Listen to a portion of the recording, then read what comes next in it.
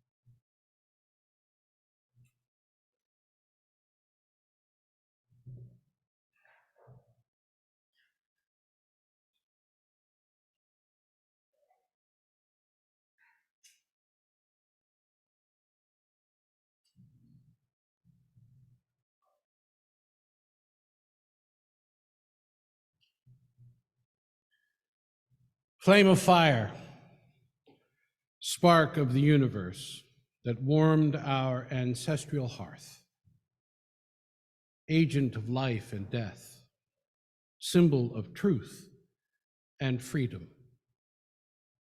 We strive to understand ourselves and our earthly home.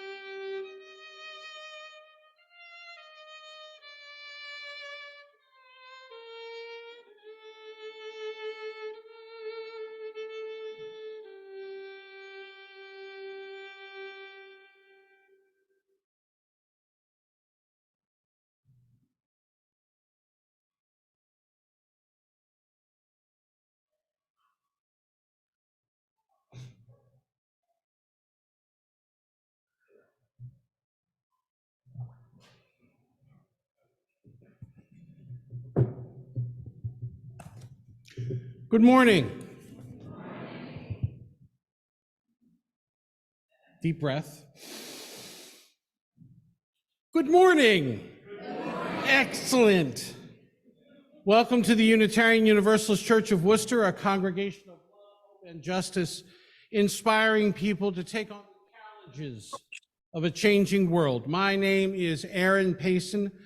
I am delighted and honored to be one of the ministers of this congregation, and I welcome you heartily to this day. We begin by acknowledging that in Worcester, Massachusetts, we work, live, learn, and worship on the seized ancestral homeland of the Nipmuc people who survive and remain active as the Nipmuc Nation. We offer a special welcome to those of you who are new and visiting us for the first time this morning. We're delighted that you're here. We hope that you will join us in the fellowship hall following the service for refreshments and conversation. If you have questions or desire more information about this service or any of the ministries and programs of this congregation, please do not hesitate to ask. We invite you to fill out one of the pew cards found in the pews this morning. These cards can be placed in the offering plate or given to one of the ushers or greeters this morning. For those of you who are joining us online this morning, we offer you a very special welcome, and I'm delighted to have my colleague, the Reverend Cheryl Lachey, who is our online hospitality minister this morning. For safety purposes and so that we might come to know you better, as you're able, please place your name on your video feed. Please take a moment to sign one of the attendance clipboards that are now being circulated. Indicate, let's see, though you are not obligated to sign, we appreciate your information and will use it only for church purposes. During the service, we offer an opportunity to share a brief personal joy or sorrow. If you'd like to have yours read aloud by the minister, please print it on an index card in the pew and drop it into the collection plate when it comes around. These cards will also be posted outside the minister's office to be shared with our friends at other services. For those online, you can place a joy or sorrow in the chat, and we will be glad to read it during this time in the service. In the foyer are listening devices and large print service programs and hymnals for those who find their assistance beneficial. Please see one of our ushers who will be pleased to assist you. I invite you now to turn your technology to worship mode. And finally, please note the announcements on the back of your order of service. There will be time for short verbal announcements following the postlude. We're so glad that you are here this morning and hope that this is an opportunity for you to rest, to rejuvenate, and to reflect.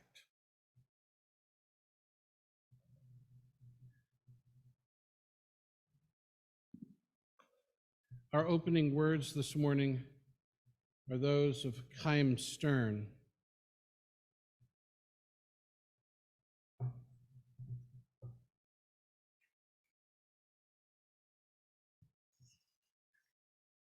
Once more, Atonement Day has come. All pretense gone, naked heart revealed to the hiding self. We stand on holy ground between the day that was and the one that must be. We tremble at what did we aim? How did we stumble? What did we take? What did we give?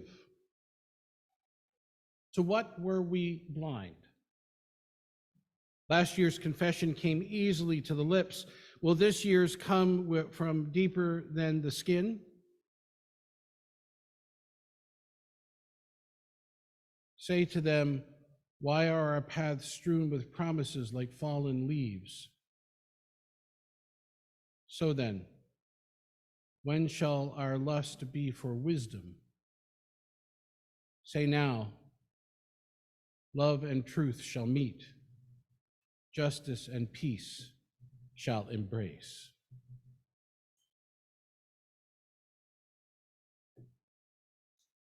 Would you please join together in our opening hymn found in your gray hymnals, number 216, and Rise in Body or Spirit. I'm going to invite Jagannath to play our hymn through once, and then as a congregation, let's sing it through together. And then I'm going to invite us to divide into three and to create chaos. So just about where Barry is, from Barry forward is going to be group number one. Group number two is all of this side, and group number three is from Barry back. And Barry, you can decide whether you want to be group one or three, okay? But let's hear it through once.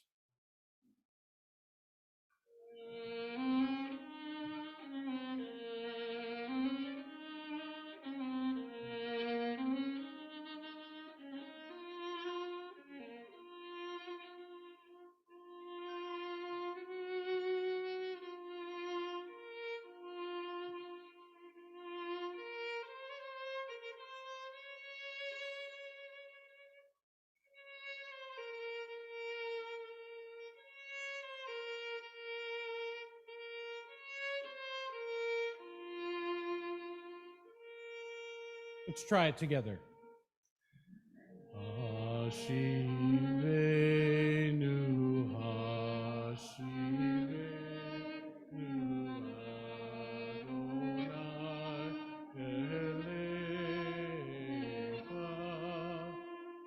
v'nashuvah,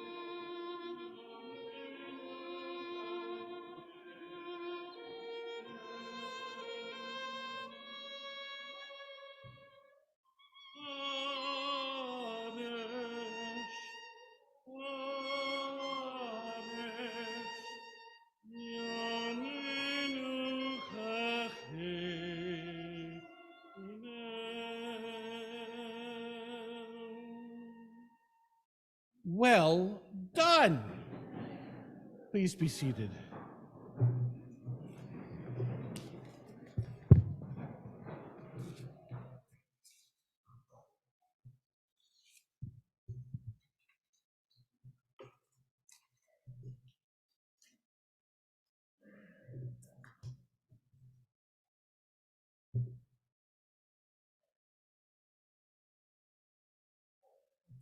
Good morning, everybody.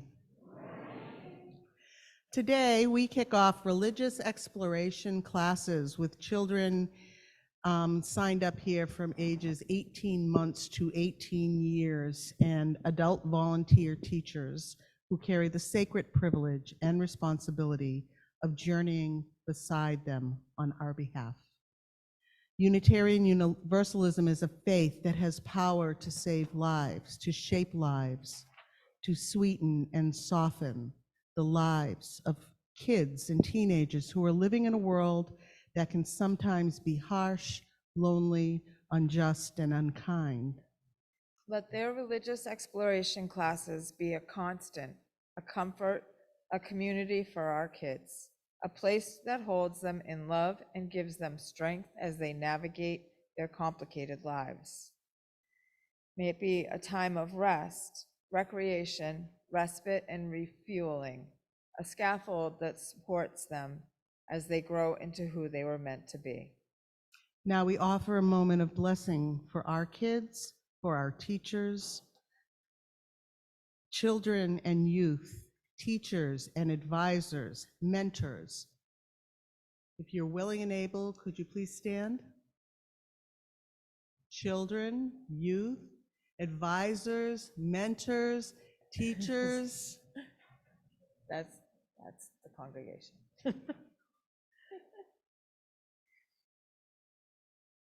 Adults of the congregation, will you recognize, affirm, and protect the light in each child's heart?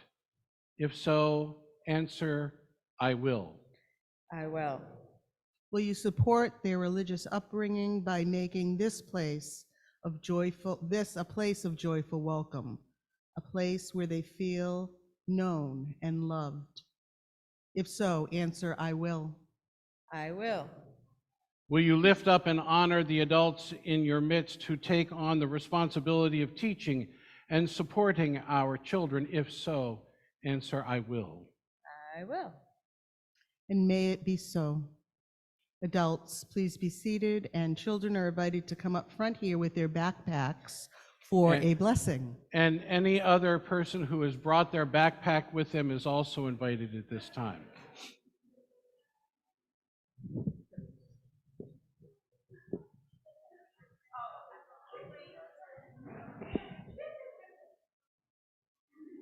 Okay, friends, stand around Jenny while I do the blessing for you. And if you don't have your backpacks or your bags, you can still take something. Ready? Come on, you're ready.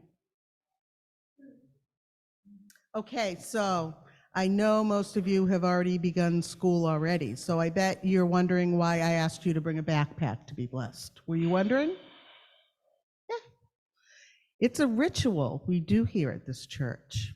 It's a way for us to give you something to remind you that you are being thought of by people in this church. We hope you carry it with you and know that wherever you go, you also have a home here with people who care. Spirit of love and life, be with our children as they journey out from us. Fill their hearts with courage and strength and tenderness. Help them to tell their truth about who they are and all that they see. Help us to listen in a way that lets them speak. Be with all of us as we wish healthy horizons to those who we hold so dear. So please take a charm from Jenny.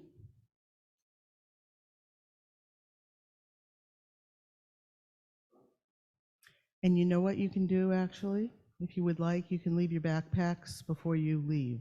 You can leave your backpacks with your folks before you leave. So you can like kind of scoot down and then we will sing you out.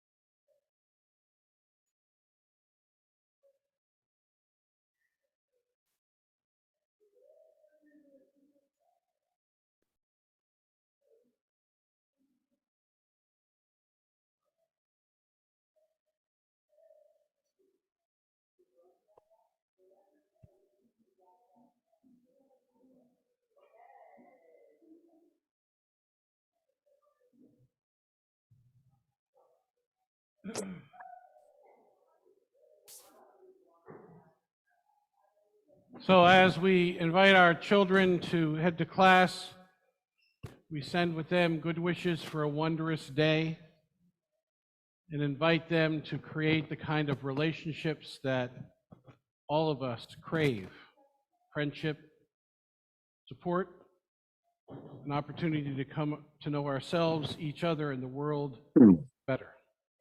Go now in peace, go now in peace. May the spirit of love surround you everywhere, everywhere you may go.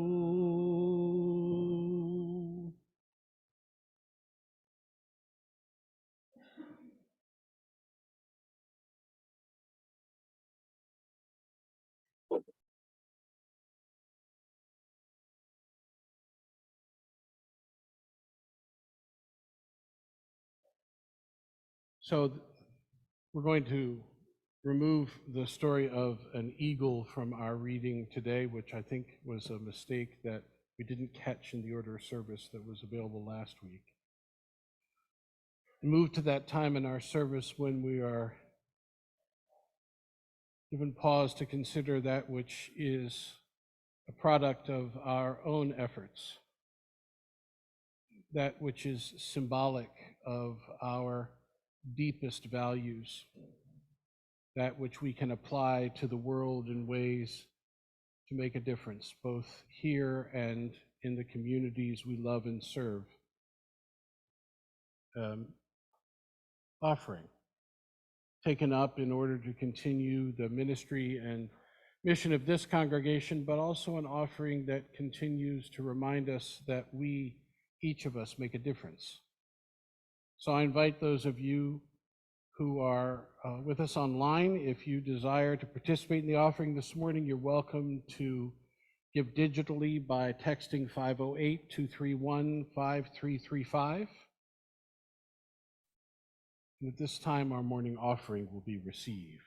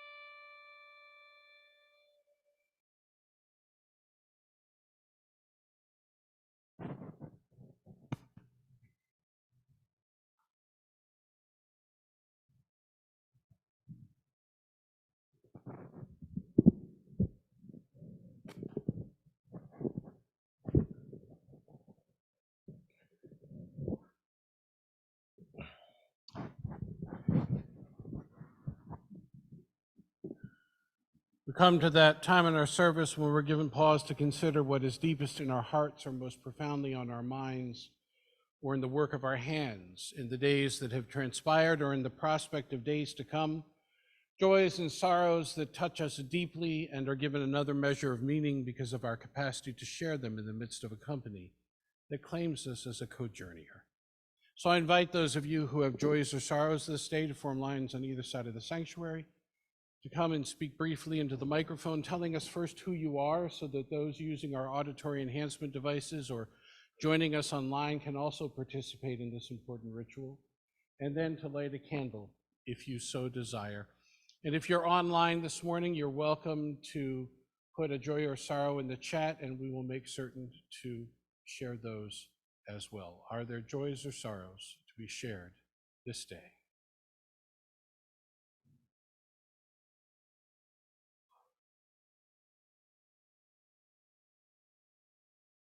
Hi, I'm Mara Pentlarge. Last Sunday, while some of you were at Ferry Beach, I got on a bus and I went down to New York City for the March to End Fossil Fuels.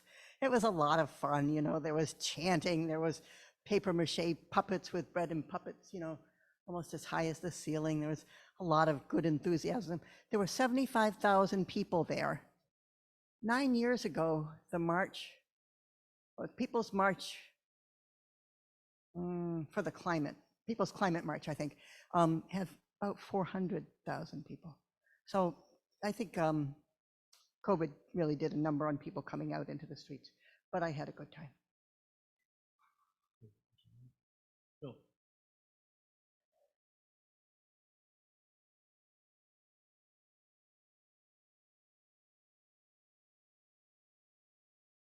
Hi, I'm Bill Durr, and I've been diagnosed with Huntington's disease, which right now is mild for me, but it does have you know, some twitching and involuntary movements and memory issues and some other possible problems down the road. But I mean, right now, you know, I can like, you know, do walk around and bike and do yard work, but and drive and stuff like that. And I mean, there's a good chance that it'll stay mild, you know, for a long time. But you know, there is a, you know, definitely increased chances of more serious problems down the road. But I mean, I guess, you know, just try to keep in mind that, you know, everybody runs into something like this eventually. But so that's been a little bit tough, and you know, I can't work, so I've been trying to get disability and that kind of stuff. So, you know, right now, and I just found out like 4 or 5 days ago, so it's all kind of new too. So that's been kind of a shocking and hard thing to kind of deal with, but you know, I'm just pushing through. Thanks.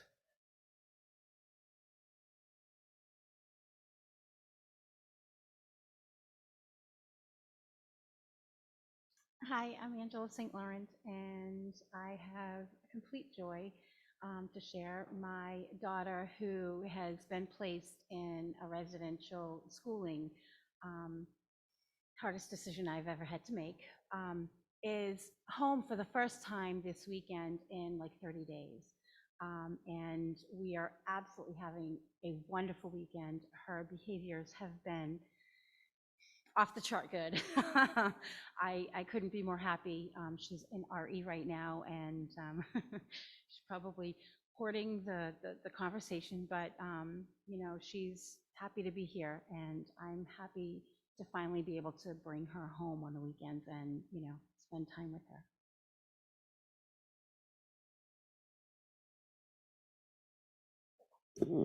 My name is Jessie. Some folks may know last fall, we lost my 3-year-old nephew to COVID. And next weekend would have been his 4th birthday. So it's been a really wonderful summer for my family and for my sister-in-law and her husband. They've really done a lot of work on just being in the place they need to be in and spending lots of time in the garden and really solidifying their family. But I think we're headed in for a very difficult time with his birthday and then the anniversary of his death. at the end of November, and then the holidays, which I think we're going to be excruciating, particularly for them. So just keep my nephew Micah in your thoughts and my family in your thoughts in the next couple months.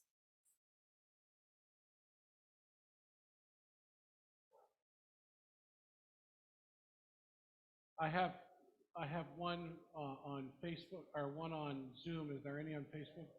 No. So Laura Lenahan writes, I'd like to say thank you to Aaron, Debbie Merrill, and Diane Mann for reaching out. Michaela Catherine was born Thursday, 3 months early to Laura's daughter, Rain. Both Rain and baby are doing well, and the baby seems to be quite a fighter.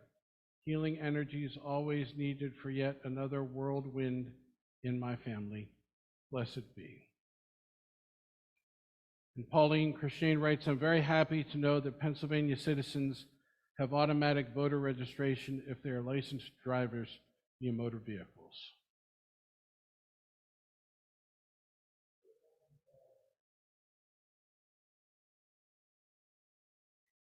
Okay.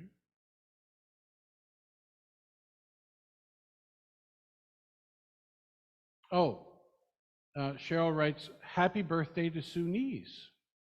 Is Sue here? No, she's out partying. Okay. I get that. Let us be in the spirit of prayer and meditation.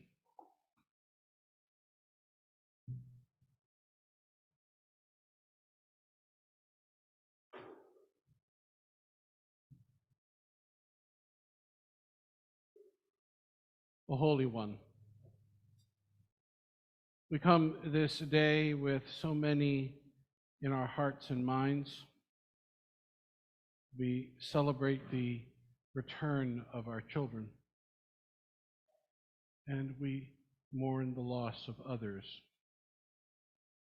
We carry in our hearts the deep love we have for family and friends, and we extend ourselves into the energy of healing and hope for those needful in this moment. And we take this opportunity at the turning of the year to check in with ourselves, to discover the ways in which we have lived up to our deepest being and the ways in which our deepest meaning and being has been masked by so much. Help us today find the courage and the wisdom and the joy to be our best selves, to live up to the image of our own divine genetic predisposition. There is so much right in the world and so much work yet to be done. We are needful to remember our own potential and capacity. Would that we could feel the embrace and love of the community that surrounds and sustains us in those moments when we feel most alone. And could we once again hear the voice of those who remind us that we are more than our faults, more than our glorious incompleteness, more than the blame we give to ourselves for all that hasn't yet happened. Help us embrace as we are embraced, and love as we are loved. Amen. And blessed be.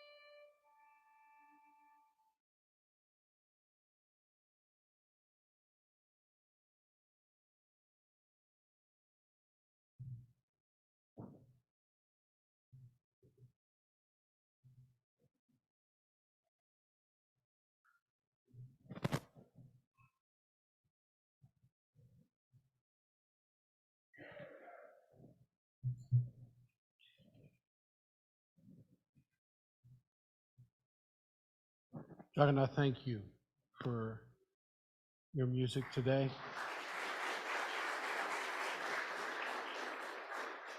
And for bringing us to that moment that we just want to dwell in silence while the music continues to run through us. On Yom Kippur, the Jewish community turns to a passage in the book of Isaiah as its place of contemplation. I will only choose the second half of what is read in temple and synagogue on this day, but I think it is worth repeating. Chapter 58 of Isaiah begins, "Shout out, do not hold back. Lift up your voice like a trumpet. Announce to my people their rebellion, to the house of Jacob their sins. Yet day after day they seek me and delight to know my ways, as if they were a nation that practiced righteousness and did not forsake the ordinance of their God. They ask of me righteous judgments, and they delight to draw near to God. Why do we fast, but you do not see? Why humble ourselves, but you do not notice? Look, you serve your own interest on your fast day and oppress all your workers. Look, you fast only to quarrel and to fight and to strike with a wicked fist. Such fasting as you do today will not make your voice heard on high. Is this the fast that I choose?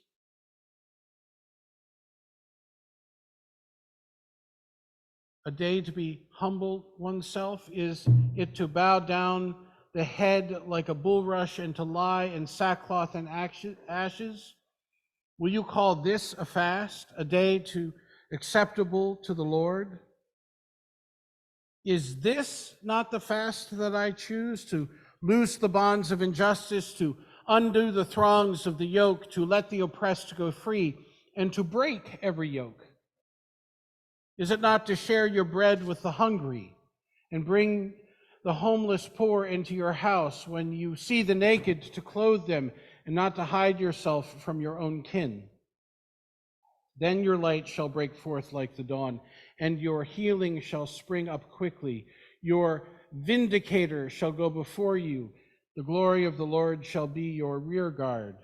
Then shall you call, and the Lord will answer. You shall cry for help, and he will say, here I am.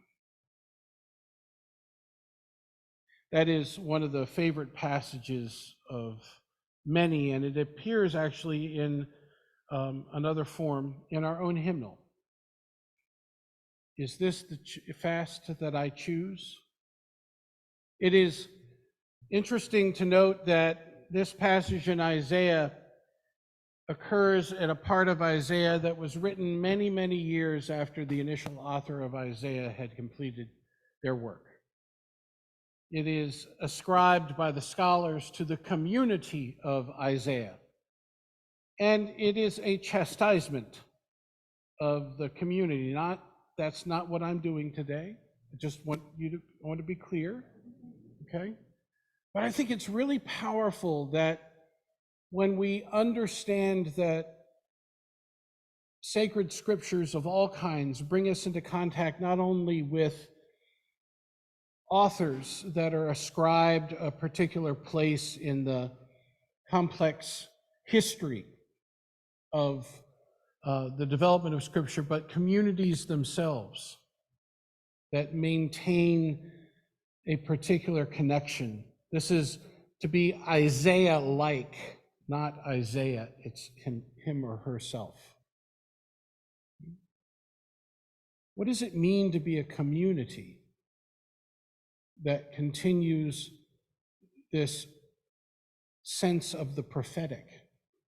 I mean, Isaiah, like every other prophet in the Hebrew Scriptures, did not go gently into his prophecy, right? like every other prophetic personality, they were drawn in unwillingly. They were dragged kicking and screaming to tell the truth. I think that is a powerful image, right? We think about the prophets as being heroes, people who stood before kings and before the divine and spoke truth to communities and took all kinds of abuse from the powers that be and the community at large for speaking their truth. And we ascribe them greatness, and we think about them being willing participants in all of this, when in fact most of them were like, I'd rather be anywhere else but here. Which I think is a very human response to adversity, isn't it? But part of what the prophetic voices, Isaiah and the community after him, embody is spiritual integrity. And what I mean by that is a willingness to align one's body with the essence of one's being, which is not something that is necessarily cognitive. It is ensouled. And what I mean by this is, how many of you have ever had one of those experiences where you just knew you were meant to do something, where you were either in the right place at the right time, or you realized afterwards that you had been in the right place at the right time, even though you felt like you wanted to be anywhere else? It is not so much a thinking thing as it is a being thing. And it is so often that we find ourselves in these places and we don't necessarily plan to be there. We are struck by them afterwards as having been something worth our remembering. A story comes to mind of such an experience.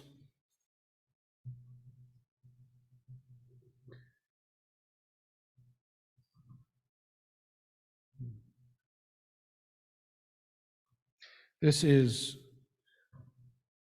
Rabbi Jory Lang writing in a book on Yom Kippur. He writes, 20 years ago, I drove a cab for a living. When I arrived at 2:30 a.m., the building was dark except for a single light in the ground floor window. Under those circumstances, many drivers would just honk once or twice, wait a minute, and then drive away. But I had seen too many impoverished people who depended on taxis as their only means of transportation. Unless the situation smelled of danger, I always went to the door. The passenger might be someone who needs assistance, I reasoned to myself. So I walked to the door and I knocked. Just a minute, answer came frailly, an elderly voice. I could hear something being dragged across the floor. After a long pause, the door opened and a small woman in her 80s stood before me. She was wearing a print dress and a pillbox hat with a veil pinned on it. She looked like somebody out of the 1940s. By her side was a small nylon suitcase. The apartment looked as if no one had lived in it for years. All the furniture was covered with sheets. There were no clocks on the walls, no knickknacks or utensils on the counters. In the corner was a cardboard box filled with photos and glassware. Would you carry my bag out to the car? She said. I took the suitcase to the cab and then returned to assist the woman. She took my arm and we walked slowly toward the curb. She kept thanking me for my kindness. It's nothing, I told her. I just tried to treat my passengers the way they would want their mother to be treated, or the way I'd want my mother to be treated. You're such a good boy. When we got into the cab, she gave me an address and then asked, "Could you drive me through downtown?" "It's not the shortest way," I answered frankly. "Oh, I don't mind," she said. "I'm not in a hurry.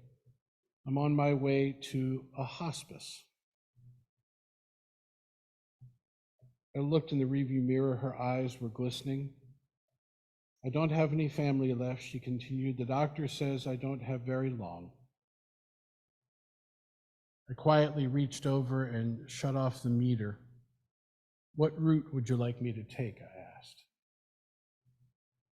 For the next 2 hours, we drove through the city. She showed me the building where she had once worked as an elevator operator, and we drove through the neighborhood where she and her husband had lived when they were newlyweds. She had me pull up in front of a furniture warehouse that had once been a ballroom where she had gone dancing as a girl. Sometimes she'd just ask me to slow down in front of a particular building or corner and would sit staring into the darkness, saying nothing. As the first hint of sun was cresting the horizon, she suddenly said, "I'm tired. Let's go now."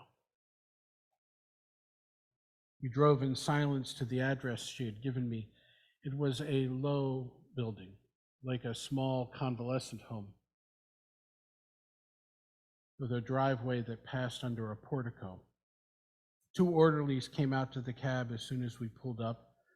They were solicitous and intent, watching her every move. They must have been expecting her. I opened the trunk and took out the small suitcase. The woman was already seated in a wheelchair. "How much do I owe you?" she asked. "Nothing," I said. "You have to make a living," she said. "There are other passengers," I said.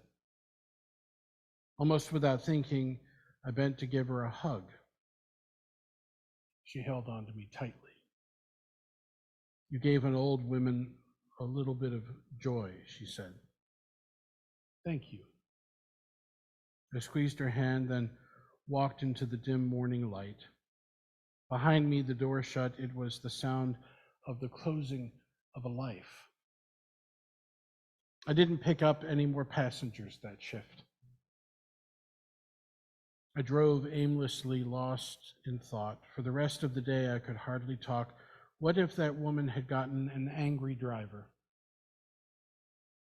Or one who was impatient to end his shift? What if I had refused to take the run, or had honked once, then driven away? On quick review, I don't think that I'd have done anything more important in my life. We are conditioned, writes Rabbi Lang, to think that our lives revolve around great moments. But great moments often catch us unaware, beautifully wrapped in what others might consider small ones. People may not remember exactly what you did or what you said, but they will always remember how you made them feel. Life may not be the party we hoped for, writes the rabbi. But while we are here, we might as well dance. Every morning when I open my eyes, I tell myself that it is special. Every day, every minute, every breath, truly a gift from God.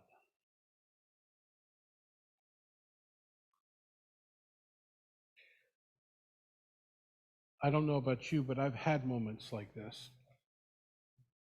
I've been privileged as a minister to walk with people through the most joyous and the most terrifying parts of their lives, and many of them through the experience of their own death. And I recognize that the things that we consider small are not all that small in the large sense of the word.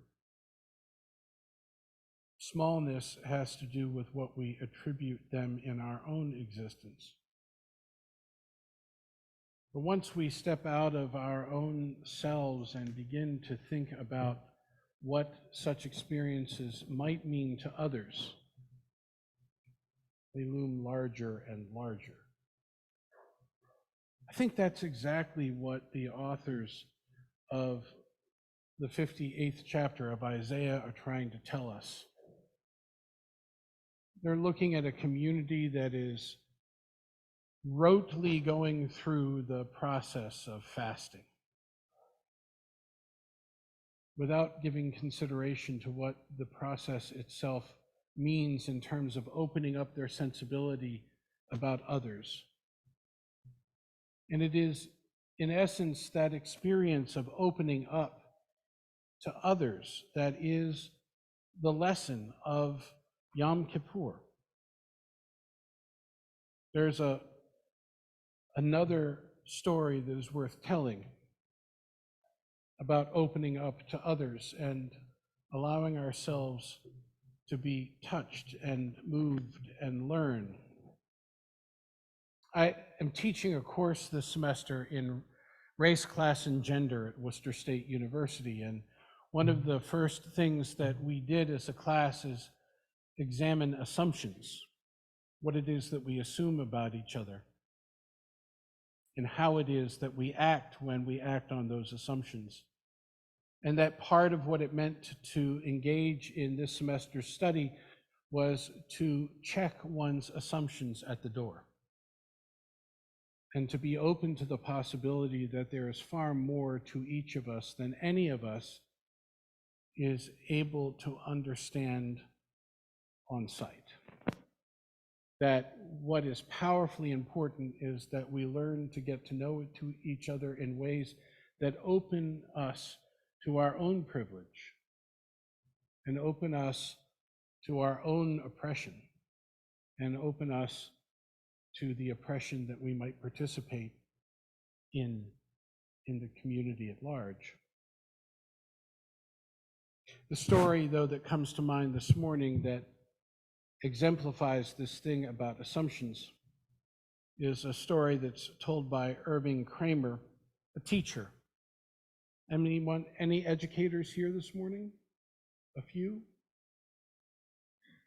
So this was a teacher in Minnesota that asked his class, how many of you have had breakfast this morning? How many of you have had breakfast this morning? He expected only a few of them to raise their hands, so he continued, how many of you skipped breakfast this morning because you don't like breakfast? Anyone here skip breakfast because they don't like breakfast? Couple? Lots of hands went up. How many of you skip breakfast because you didn't have time for it? Oh, you know who you are, right? Many other hands went up. He was pretty sure by then that the remaining children hadn't eaten, but he didn't want to ask them about poverty. So he asked, how many of you skipped breakfast because your family just doesn't usually eat breakfast? A few more hands went up. Then he noticed a small boy in the middle of the classroom whose hand had not gone up. Thinking the boy hadn't understood, he asked, and why didn't you eat breakfast this morning? And the boy replied with a very serious face, it wasn't my turn.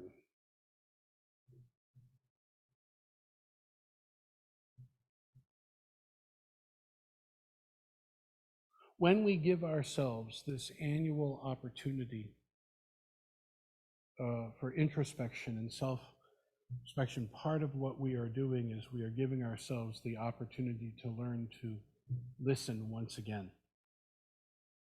to others and to recognize those times when we haven't listened. God knows there have been many in my life.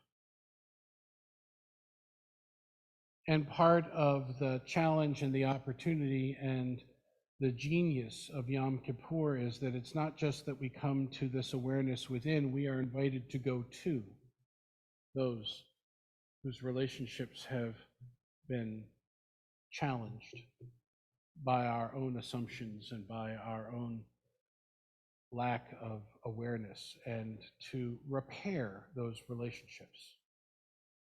And repair, remember, according to Isaiah, isn't about doing things. It isn't about the ritual of prayer and of fasting. Repair is actually making certain that we strengthen the bonds that hold us together. Isaiah is very clear. The fast that is to be chosen is the fast that feeds the hungry, that clothes the naked, that brings cheer into the lives of those in distress, that strengthens the bonds between us in order that we might understand what is within us more clearly. It is not an either or, individual or community, it is a simpatico relationship. They intersect.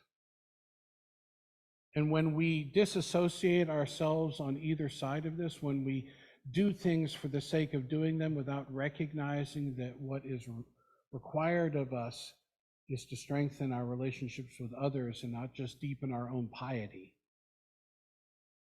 then our piety is for naught. Or if we go about just simply working at our relationships with each other without recognizing that we ourselves are changed, then we miss an opportunity for growth. On this day, I invite us to do both, to contemplate how we have fallen short, but more importantly, to contemplate how we have the capacity to strengthen that which ties us together. And I invite you to consider the strength within you to do the same. Amen. Amen.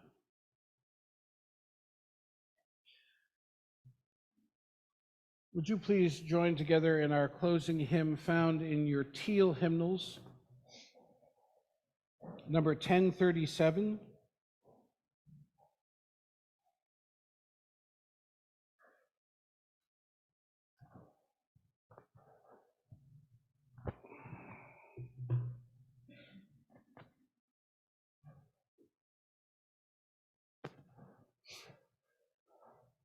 And please rise in body or in spirit. I will offer you spoken words, and we will sing the response to those words together. You want to play it through just once so they hear the tune?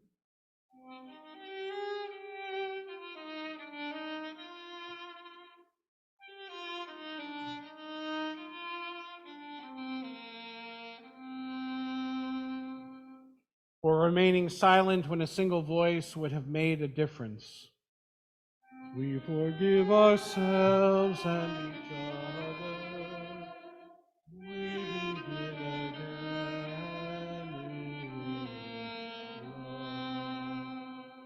For each time that our fears have made us rigid and inaccessible, we forgive ourselves and each other. We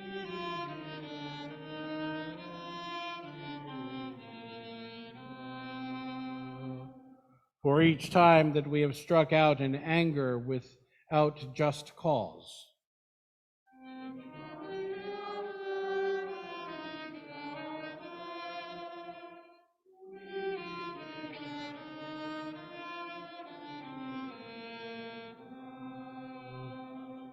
For each time that our greed has blinded us to the needs of others.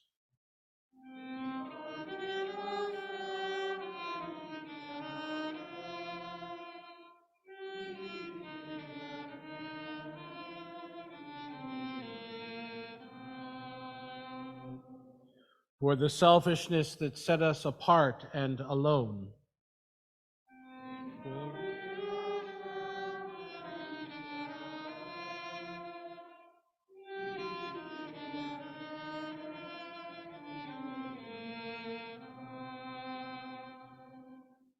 For falling short of the admonitions of the Spirit.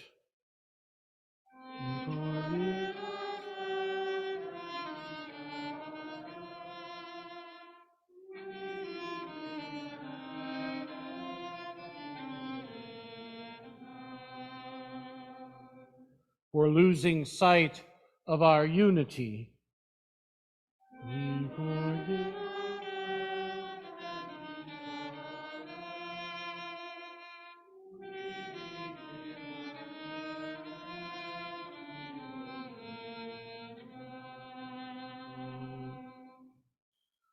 For those and for so many acts, both evident and subtle, which have fueled the illusion of separateness.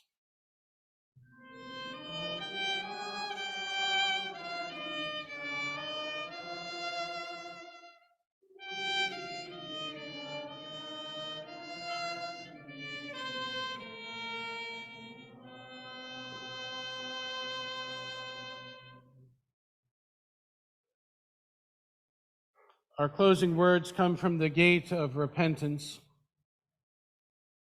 O source of peace, lead us to peace, a peace profound and true. Lead us to a healing, to a mastery of all that drives us to war within ourselves and with others. May our deeds inscribe us in the book of life and blessing, righteousness and peace. O source of peace, bless us with peace. Amen. And blessed be. Please be seated. On Yom Kippur, in temples and synagogues across the world, there is one melody that is synonymous with the holiday. It is called the Kol Nidre. It is our honor this morning to welcome once again Jagannath Khalsa, who will share with us this very profound piece of music. May I say a word? It is the most serious holiday of the Jewish year, and this is the central essence in music. So at the end of this, let's save our acknowledgement for coffee hour and just relax. There's no need to feel the urge to make applause of any kind. The silence will speak for itself. I will freeze, and then I'll unfreeze.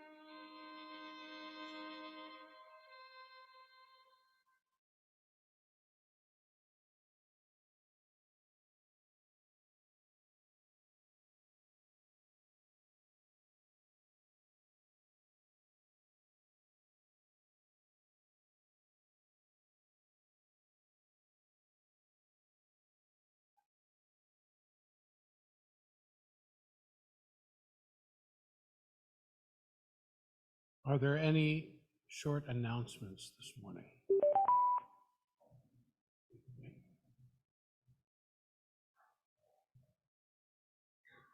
Good morning. So those of us on the Buildings and Grounds Working Group know that the dishwasher is a little tenuous right now.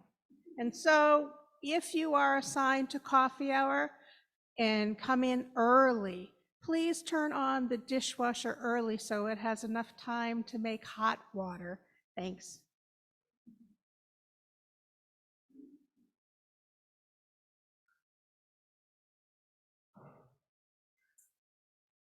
Morning.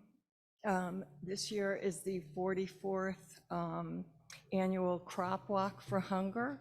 It's going to be October 15th. There's some information on the back of the bulletin, and I'll be in Fellowship Hall if you have any questions. Also, there is Papagino's Tuesday night, Main Street, Holden, from 4 to 9. 20% of the proceeds will go to the Crop Walk. You can order online, delivery, eat there. You just have to mention the Crop Walk. And if you do order online, it's code 19. And again, 20% will go to the Crop Walk. Thank you. Once again, beloved, worship in this place has come to an end, but our service continues, next with an opportunity for refreshment and conversation. May yours be a wondrous and wonderful week. I look forward to seeing you back here next week. Same bat time, same bat channel, if I don't see you elsewhere before.